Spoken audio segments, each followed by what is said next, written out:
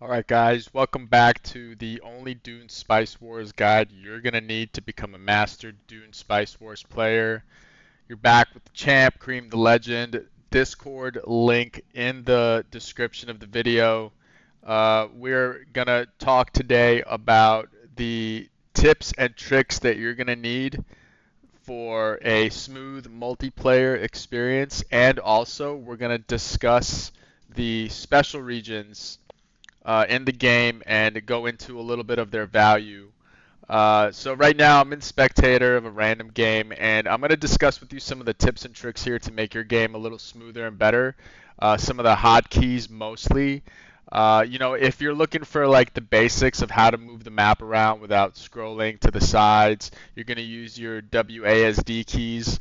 And a lot of the shortcuts and hotkeys I think are kind of hard to figure out, but if you press your R button, it'll go into the espionage menu. If you press your T button, it'll go into your tech tree. If you press your Y button, it'll go into the Landsrad.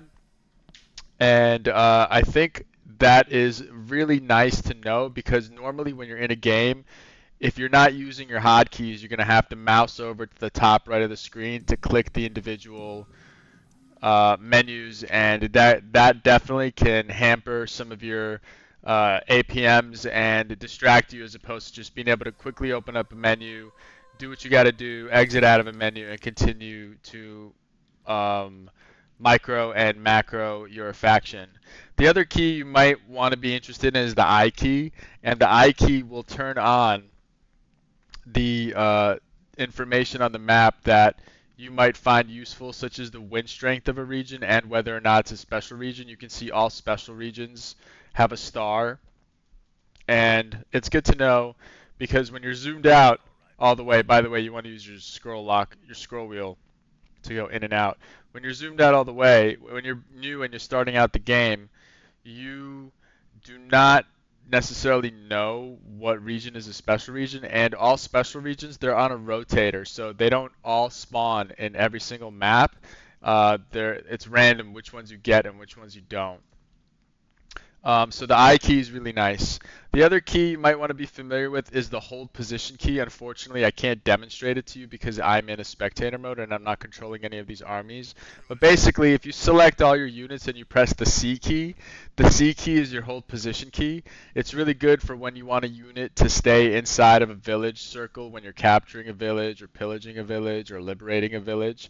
And it's also good if you're trying to position your units prior to an engagement. You want to arrange your army so that your front line is in the front, your back line is in the back.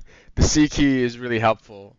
The other gem that a lot of people don't know is the G key, and the G key is really good because it deploys deployable units. Now, as far as I'm aware, there's only 3 deployable units in the game, and that is the Kronos, which is the Carino main ship. It's a floating airfield, so if you have the Carino airship hotkeyed, and we'll talk about hotkeys in a second. If you have the Carino airship hotkeyed, you can hit your hotkey for the airship, hit G, and it'll deploy the airfield. The other unit that can be deployed is the Fremen Donkey, and it goes into its turret mode, which at that point it'll start shooting at the air units. And so the G key will deploy the Fremen Donkey, and then it'll target air units. And to undeploy them, you press the G key again, and then the Fremen Donkey can target ground units. And then the last unit that can be deployed is the Carino artillery drone. It's really good to be able to deploy them and undeploy them because when they're deployed, they can't move and they become vulnerable to attack. Same with the donkey. So, or if you just want to have them ready to attack, so you just want to have them deployed before you go ahead and engage so that they're ready to shoot right away. The G key is really nice. Play around with the G key. The other thing is you can make groups in this in the game, and that's done through control and a number. I mean, that's a very common RTS feature. So what you want to do is you want to highlight like whatever units you want in a group, and then you can press Control 1 or Control 2 or Control 3, and that'll put them in a group in your control group. So you can control group several kinds of units. Like if you want all of your snipers in one control group, you can put them into a control group 1, and then if you want all your melee units in a control group, you can put them in a control group 2, and that'll help you micromanage your army when you're fighting engagements. Look out for future videos on how to engage with different factions. We'll talk about that as well. But those are some neat little tips and tricks that you can do in Dune Spice Wars to help you have a smoother multiplayer experience as far as hotkeys and control groups go.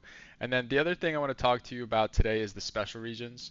And for that, I just use ChatGPT to go ahead and pull up a list of all the special regions, and we'll just talk about them in brief and which regions are really good, which ones are not.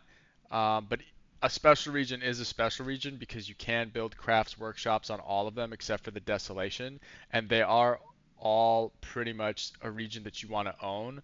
But some obviously have more benefit than others, and we're just going to go down the list. It looks like it arranged them for us in alphabetical order. We're going to talk about acid lakes uh, first, which is, I would say, in the top echelon of special regions because it's really easy to defend and it has a decent bonus. So the acid lake has this corrosion aspect to it where units sitting on it will lose minus 10% health a day unless they're in the owned village of the region. So it's a really good region to defend. It's a hard region to take because your units, as they sit there while the capture goes off or the liberation goes off, they lose health. So if you can capture the acid lakes, you can pretty much, I'm not saying you don't have to worry about defending it, but it is a rather easy special to defend because of the corrosion, minus 10 health per in-game day, minus 10% health per in-game day. So, and the plus 100% production for research hubs is really good as well. Like so, your research hub will produce 2 knowledge instead of 1 off of 1 region. It's really good. Um, so the Acid Lakes, decent special, not the best, not the worst. Crescent Ridge, I would say Crescent Ridge is one of the worst specials in the game. To have the extra water production from a, if you have a 4 or 5 wind strength Crescent Ridge, I think for Fremen it's probably better than the rest because Fremens are the only ones that can build wind traps. So if you have a 4 wind strength Acid Lakes, you get 3 water per wind strength, so it's kind of nice. But for like your average other faction, you get, if it's a 4 wind strength Crescent Ridge, then you just get 8 water for a Dew Collector. It's pretty crappy, but it's a special nonetheless. I would rank it in the lower tier of the special regions. The Great Volcano is probably the best special for Fremen because it allows them to build the ceremonial caves. And then the ceremonial caves, instead of having a plus 5% damage bonus, it'll give them a plus 10% damage bonus. That's pretty crazy to have a plus 10% damage bonus just for owning a region and building a a building on it. And as far as like for the other factions, you get extra fuel cells. So for Carino, who can put double fuel cells on this region, you pretty much will have all the fuel cells you need off of 1 region. So for Fremen and Carino, a lot more value on Volcano than most other factions. But I would say it's a pretty mid special region for everybody because it's nice to have extra fuel cells. It's not the worst, it's not the best for Fremen and for Carino, who can quirk off of it also if there's a good quirk for water traders because of geothermal condensers, which is it's this tech right here in the game. Geothermal condensers allows you to have plus 10 Solari for water production. So if you have this tech, the fuel cells will produce 5 water. So if you have the water trader quirk on the Great Volcano region with Carino, you can do some damage with investment offices as far as like economic wise. It's a really good region for that. Imperial Basin gives you 100% recruitment office bonus. So for Imperial Basin, you can build a uh, recruitment office and it'll have double production. I think for smugglers, the extra recruitment for smugglers is really good because generally smugglers, because of their playstyle, they don't have a lot of villages, aka they won't have a lot of production because most smuggler players play stacking off, and we'll get into that in some of the future videos. But for smugglers, I think Imperial Basin is one of the best specials they can get. As far as for everybody else, it's pretty mid to low tier. And also usually Imperial Basin is likes to spawn in the middle of the map next to the polar sink, making it one of the riskier specials to capture. Like in this game right here, you see this is typical Imperial Basin spawn. It usually spawns right next to the polar sink, meaning that it's one of the more vulnerable specials in the game since you can't really, uh, it's not like a safe backline special like these will tend to be down here. So, unless there's like a bunker there, you can pretty much expect to fight over the Imperial Basin in the late game. And for a recruitment bonus, the risk to reward for Imperial Basin is kind of low, except for Smuggler, who can really get a lot of value out of the extra production on it. So, um, decent special for Smuggler. Everybody else kind of low tier, and it's kind of risky to capture. Mundu Vale, your ground units lose supply at minus 50% speed. Village buildings consume no water. So for factions that are active out on the map, like Fremen, like Smuggler, kind of Hark, because Hark likes to pillage a lot and run around, possibly be early aggro. It's really good. For Fremen, it's better than everybody else because the Fremen big buildings, the special buildings, they cost 10 water. And so if you build one of these buildings on the Mundu Vale, you can save yourself 10 water, which is huge because Fremen require a lot of water to trade with Sieges. So really good special for Fremen, for smugglers. For everybody else, it's pretty mid to low. Um, I think that it's one of the worst specials in the game for everybody except Fremen, Smuggler, and Kinda Hark. So um, Mundu Vale usually tends to spawn in the back of the map, so it's usually like one of the safer captures, unless it's bordering one of your neighbors. Um, um, so Mundu Vale pretty mid, except for Fremen and Smuggler. Mount Idaho gives you plus 2% production for your Plasker factories. Like this special is really good in the early game to grab because in the early game your biggest bottleneck is likely going to be Plascrete, and Plascrete is expensive. It has a lot of upkeep, so the more Plascrete factories you build, the more Solari drain you're going to have. And with Mount Idaho, you get 200% Plascrete production from one Plascrete factory without the added upkeep of having more Plascrete factories. Pretty good special to grab early. I would put Mount Idaho as one of the better specials in the game for pretty much everybody. Really good to get that early Plascrete and to have your production come online quicker than everybody else because you're not bottlenecked. Observatory Mountain. I think Observatory Mountain is in this game, so let's just go here and take a look. So this is Observatory Mountain. This is what it looks like. And I don't know if Mount Idaho or Mundu Vale is in here because, again, here's the volcano. Here's what the volcano looks like. We looked at Imperial Basin. That's Shield Wall. So it doesn't look like this game spawned a Mount Idaho for us to observe, but that's okay. The Observatory Mountain is, I would say it's a pretty high value region, and the reason why is because it allows for the construction of a listening post and a data center, which gives you intel and influence production at plus 50% without being a neighbor to somebody. So these two buildings require you to be neighboring to somebody to build them. So for example, here in this village, if the Atreides wanted to, he could build a listening center and a listening post and a data center. But here he cannot because he doesn't have any neighbors. So here he can make intel and influence, which are uh, pretty valuable resources in the game, which we went over in the previous video. If you want to check that out, we go over all the basics. But here, the Observatory Mountain is not neighboring anybody, and it allows you to still build those buildings and get that intel and influence production. So I would say it's a pretty valuable special as far as resource production goes. It's out of the like more valuable specials, I would put it probably in the lower tier because by the end of the game you're usually cranking out a lot of intel and a lot of influence anyway. But for the early game, if you grab it, it's really nice. Let's go on to the next one.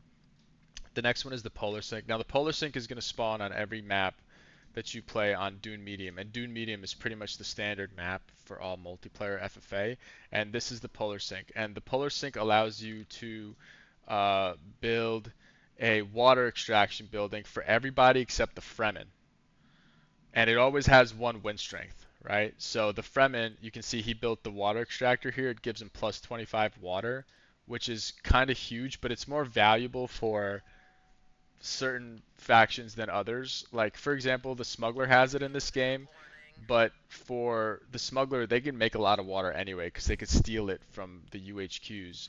Um, but for a water-hungry faction like Harkonnen, like especially Atreides, it is a very valuable region, but just know that it's going to be something that's going to be fought over because it's in the center of the map. And if you're lucky enough, you can get a spawn like this where you can put a bunch of missile turrets here and have a decent chance of defending it from one or two factions that are coming at you. So, um, pretty. I personally don't like it just because of the risks that come along with it.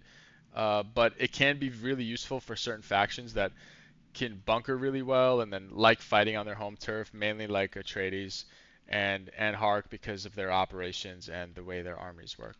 So the Polar Sync is a pretty mid special, better for Atreides and for Hark than most others. It's also kind of good for Smuggler because I think it's a good launching point if you want to attack people because just look where it is on the map. Like right here, this is like all of your own territory, so you can technically walk around all over here and without losing any supplies. So you can see Hark is pillaging Smuggler right now, which is kind of interesting. But the smuggler could technically build an airfield anywhere here, and then he could attack this side of the map, he could attack this side of the map, he could attack this side of the map. So a good region in that sense for being able to stage attacks on your competition should you choose to be aggressive. Looks like the smuggler's going to go ahead and try to defend this pillage, but we're not here to spectate this game. We're going to go on to the next special, which is the shield wall. So the shield wall has minus 50% upkeep in that region, meaning that whatever buildings, this is what the shield wall looks like. So whatever buildings you build in the shield wall are going to be 50% cheaper on upkeep. I would say it's a pretty mid to low special for a couple of reasons. Number one, it usually spawns in the middle, so it's going to be a high conflict zone. And two, um, it's just a little bit of upkeep. If you're good at the game, you're not going to really have like issues. Some factions do much better economically than others, but even still, like some of the worst economic factions in the game, like Fremen, will still be able to have a positive economy. So the minus 50% upkeep isn't that valuable of a buff to be considered like a high value region. I think Shield Wall is in the low tier of specials. Um, and it usually spawns in a very conflicted area where you're going to be fighting people. Sandfall. Sandfall is one of the best specials in the game. And I think this map does have a sandfall somewhere. It's right here. So this is the sandfall, and this is what it looks like. And the sandfall allows you to get research out of its upkeep. So you gain 6% of the village upkeep back as knowledge. So if we look at this village, the upkeep of this village is total upkeep is 38 Solari right now, and he's going to get 6% of that as knowledge, but he doesn't have it fully built out yet. So what you want to do on Sandfall is you want to build like the most expensive buildings on Sandfall to get the most knowledge out of it. And knowledge is a really, really good precious resource that allows you to get through your tech tree. So early game Sandfall captures like boost your knowledge so much. It's really good. You want to build your Plascrete factory on there. You want to build a research hub. You want to build a recruitment office because those are the most expensive buildings, and possibly a military base.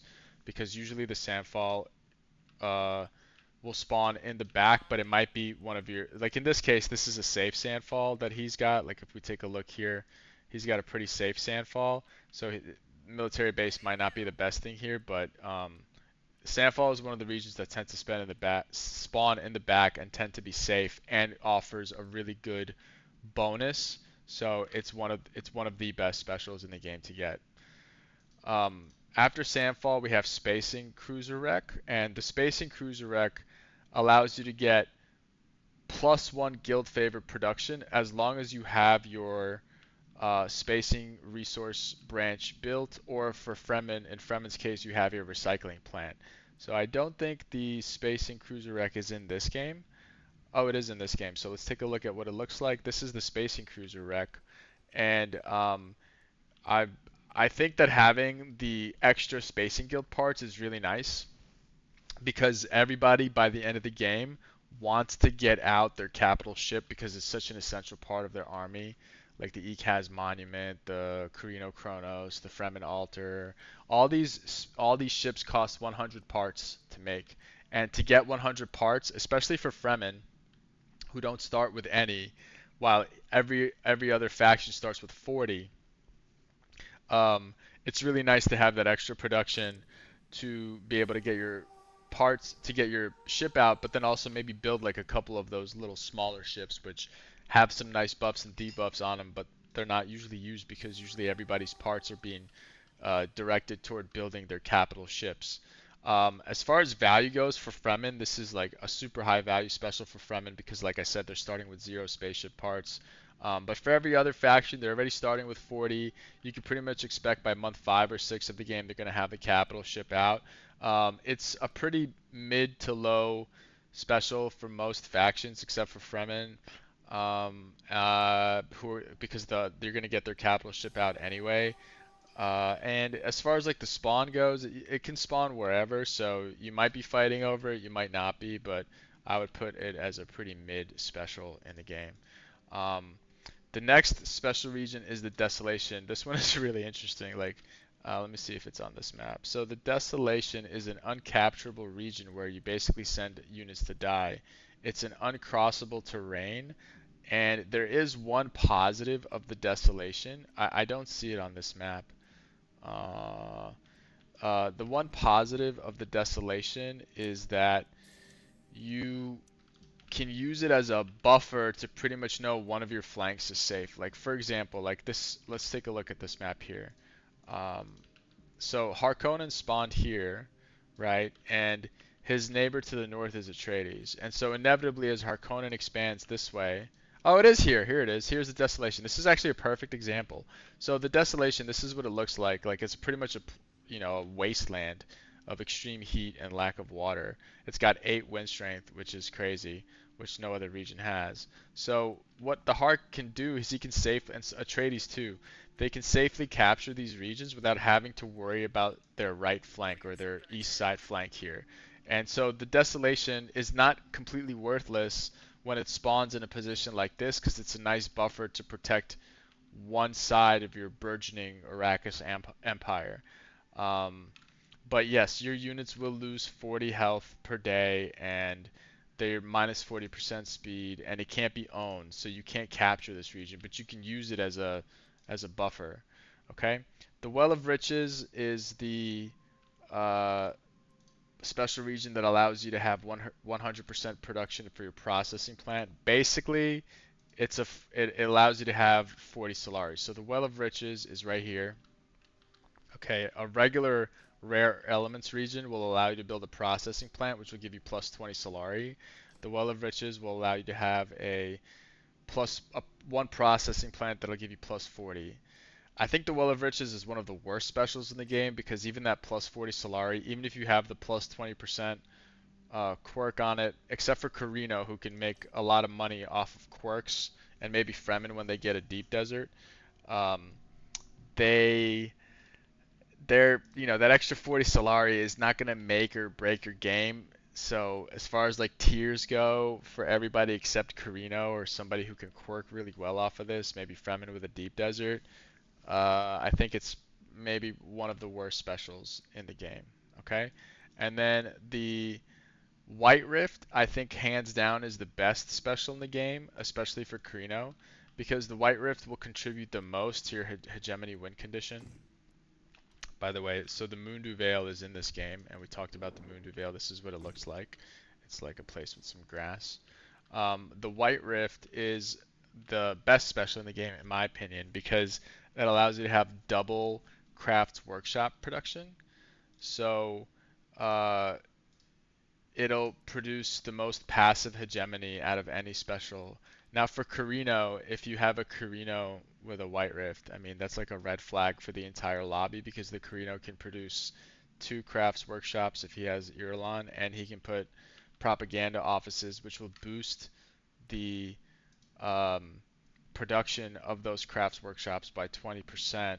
So the Carino, I think, can make somewhere near 60 to 70. I don't know the exact numbers, but he can make a lot of passive off of one region, and that pretty much can guarantee him that he will be the leader, if not second or third, with a really good position to win in the end of the game for the hegemony win condition. So usually, like when a player recognizes that Carino has the White Rift, a lot of scheming happens to make sure that the Carino is either denied it or somehow hamstrung early in the game to, prevent them from maximum output off of the White Rift. And then the last special in the game is the Worm's Nest, which I think is right here. This is the Worm's Nest. So the Worm's Nest has double the Sandworm um, uh, let me see.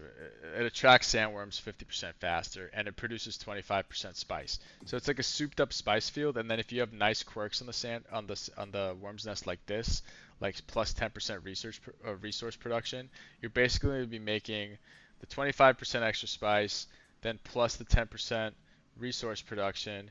And the beauty about the worm's nest is when it spawns like this, right? It's a tough region to attack because it's mostly sand and the sandworms are ravenous in this region. So it's one of those regions that's like pretty easy to defend if it spawns the right way, and it gives you a lot of value because it allows you to extract 25% more spice. I think the Worm's Nest is one of the better specials in the game.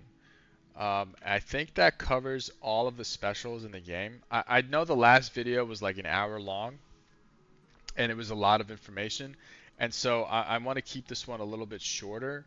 I think the next video we're going to do is we're going to talk about the village quirks because that gets overlooked a lot. So look out for that. Like the village quirks are right here. And then after that, we're going to get into the individual factions, their strengths, their weaknesses. And then we're going to talk about, the mid game, the late game, combat tactics. And before you know it, you will be a grandmaster of this game because you are rolling with the champ. And we play this game at the highest level. Join our community. We host tournaments, private lobbies with no levers for niche games like this one. The link is in the description. And thank you guys, and we'll see you for the next video.